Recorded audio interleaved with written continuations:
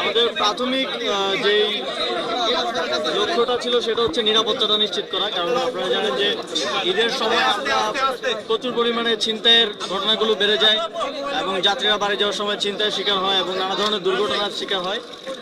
সেগুলো যেন এড়ানো যায় এবং সেগুলো যেন নিয়ন্ত্রণ করা যায়, সেজন্য ট্রাফিক পুলিশ এবং সিটি কর্পোরেশনের সমন্বয়ের মাধ্যমে সিসিটিভি ক্যামেরা আমরা লাগিয়েছি এবং কন্ট্রোল রুম থেকে সেগুলো সার্বক্ষণিক মনিটর করা হবে। আমরা সরজমিনে পরিদর্শন করে দেখলাম যে যথেষ্ট যা সিসিটিভি ক্যামেরা লাগানো হয়েছে তা যথেষ্ট নয়।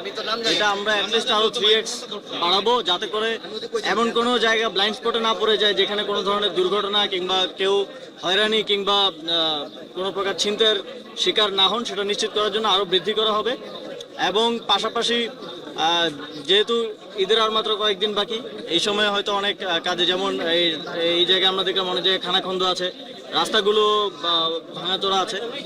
এখন তো এই ধরনের কাজে হাত দেওয়া যাবে না, কারণ ঈদের মাত্র কয়েকদিন বাকি। তবে ঈদের পর এগুলো আমরা সমাধান করব। এবং এখানে সিটি কর্পোরেশনের যারা কর্মকর্তা আছেন, আমরা অভিযোগ পেলাম এখানকার যারা বাস মালিক আছেন তাদের থেকে যে তাদের অ্যাক্টিভিটি একটু কম, তাদের রেসপন্স পাওয়া যায় না।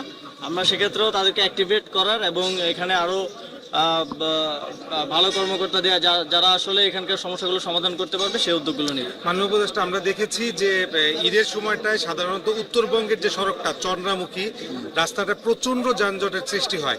তো বিগত সরকার বা সবসময় দেখেছি সড়ক পরিবহনের পক্ষ থেকে অতিরিক্ত পুলিশ মোতায়েন করা হয় যাতে কোনো গাড়ি মানে উল্টাপাল্টা চলাচল না করতে পারে। তো এইবার এই বিষয়ে কোনো মনিটরিং করেছে?